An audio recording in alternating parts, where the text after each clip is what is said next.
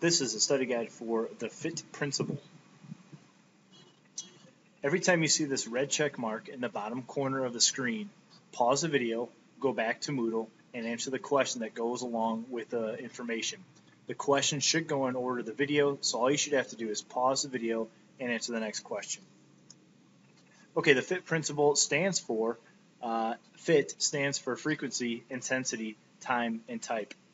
This video will cover these 4 topics and how they're used and why they're important.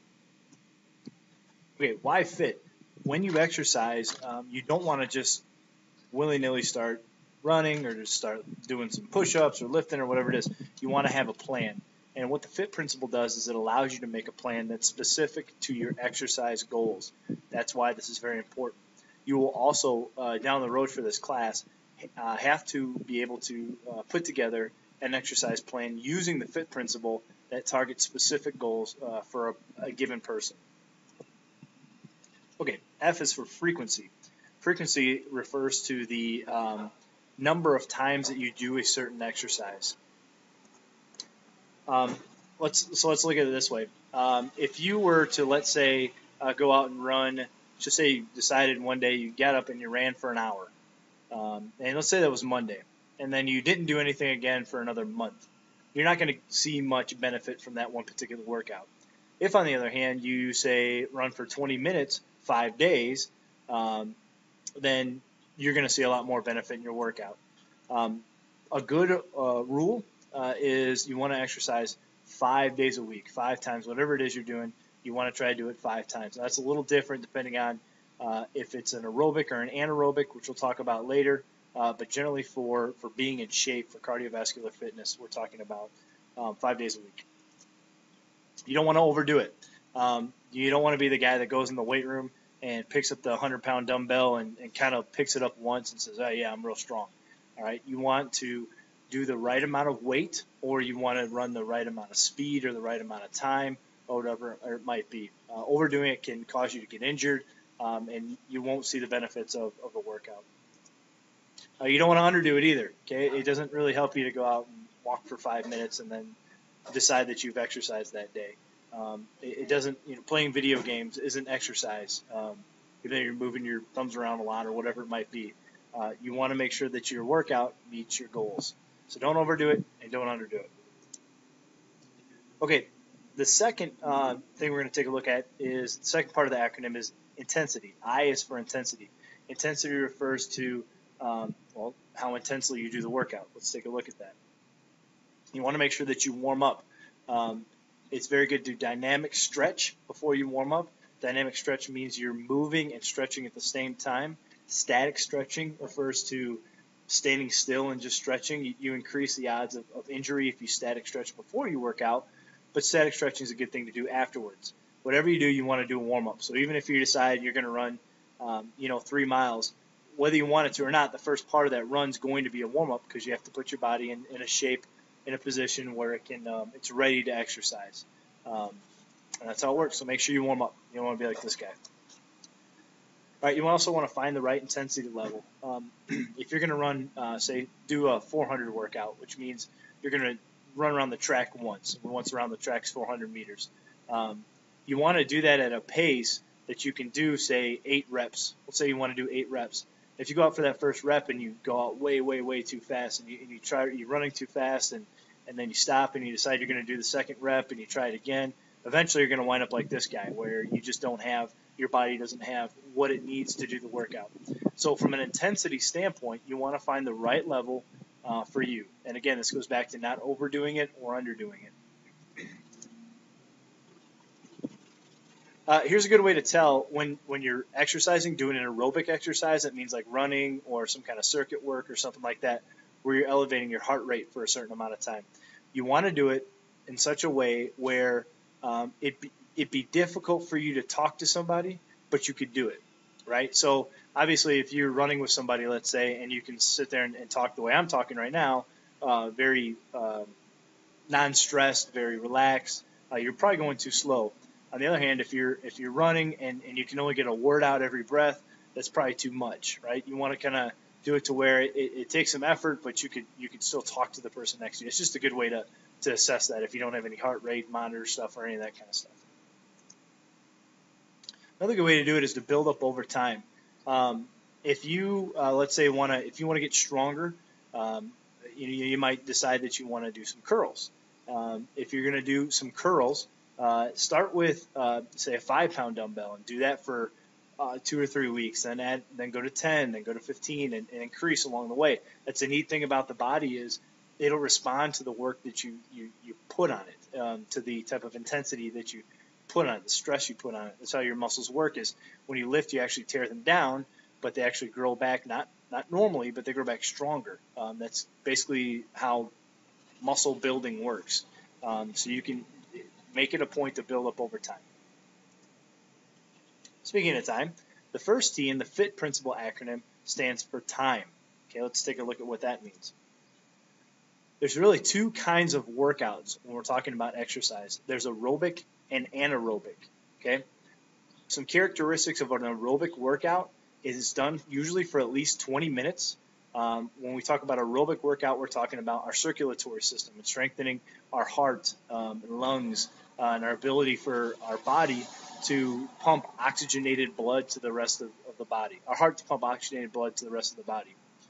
That's aerobic. A lot of things are running, a treadmill, jumping rope, doing an elliptical machine, riding a bike, something like that.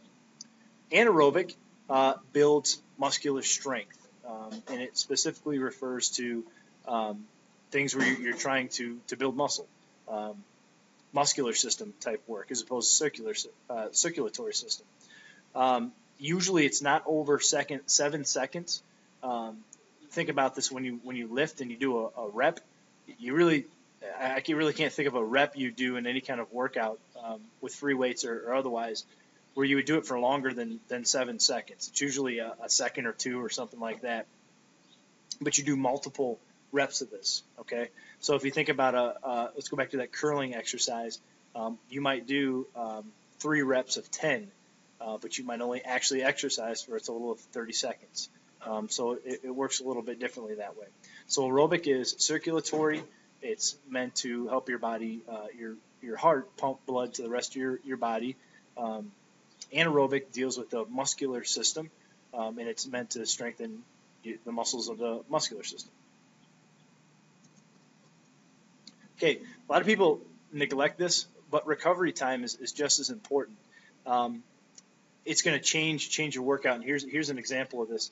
Let's say you were doing those 400-meter runs. Let's say you're going to run around the track 8 times.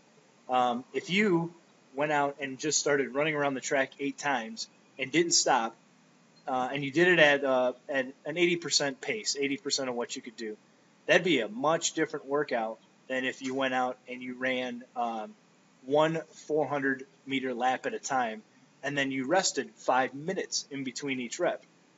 Because when you rest, you'd be able to run that next lap faster. So it creates a different kind of workout. Similar to lifting, a good example of this might be you might, let's go back to curling, you might curl 10 pound dumbbells, and you might do 21 reps as quickly as you can. That's a lot different than if you did, say, 30-pound dumbbells and you took 3 minutes off in between each rep. It's a much different workout. So your recovery time is as important as the actual work time. It completely changes the workout. Okay, the other T is for type. Okay, type is basically the kind of exercise you're doing. Let's take a look at this. There's several different types of exercises you can do. And it really depends on what you're trying to accomplish with your workout. If you're trying to build muscle, you're going to do one kind of workout. If you're trying to build cardiovascular strength, you're going to do a different kind of workout. Okay, we go back to aerobic. Again, aerobic kinds of workouts are examples here: cycling, walking, running, skating, things of that nature. But anything where you're getting your heart rate elevated for that at least 20-minute kind of workout time. And then there's anaerobic work. Again, as we mentioned before, this is anything that really deals with the muscular side of things and strengthening exercises. Another type that we haven't talked about is flexibility.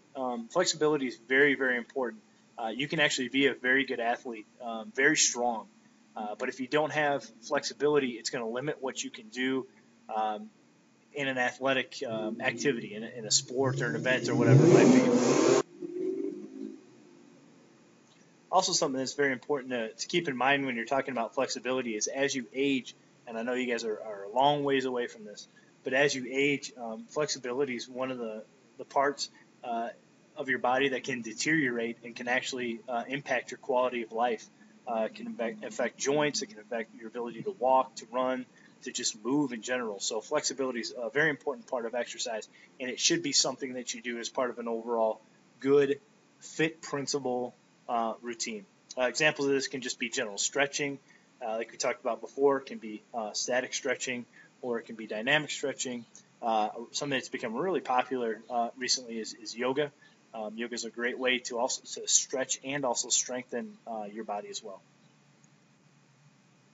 Okay, daily activities also very much qualify as exercise. If you've got a lawn and it takes you, say, 20 minutes to mow that lawn, and you're pushing a push mower, that's a good workout. That would qualify under the type of a good type of workout. If you were to, let's say, mow 10 lawns a day, and you were to do this 5 days a week, you're getting a lot of good exercise that way. On the other hand, like I mentioned before, things like video games, anything where you're sitting, where you're not moving much, these types of things wouldn't count. Um, so, okay, last two things we want to talk about are overload and progression. Okay, overload and progression. Overload speaks to the fact that you actually add um, uh, more weight to your workout, or run a longer distance and run it at a faster time to build up your circulatory or your muscular systems. This picture here is an example of a Greek legend, um, and this guy's name's Milo. And what he did was he wanted to get stronger, and what he did was he picked up a baby calf from birth, and he lifted that calf and carried it around every day. And as the calf grew, before you knew it, over time, he was able to pick up a full-size bull. This is a great example of overload. Another term we want to take a look at is progression. Progression speaks to the advancement of those workouts, the advancement of your lifting. So you want to add weight or add distance or decrease time or whatever it is in your workout in order to achieve your optimal goals. Okay? Last principle we want to talk about is specificity. Specificity speaks to your ability to improve at an exercise. So we got a guy here who is struggling running, but he keeps working. He follows the Fitt principle. He practices overload and progression. He practices frequency, intensity, time, and type correctly, and eventually he's in a point where he's winning races. So specificity speaks to your ability to get better at a specific type of exercise. And this has been the Fitt Principle video.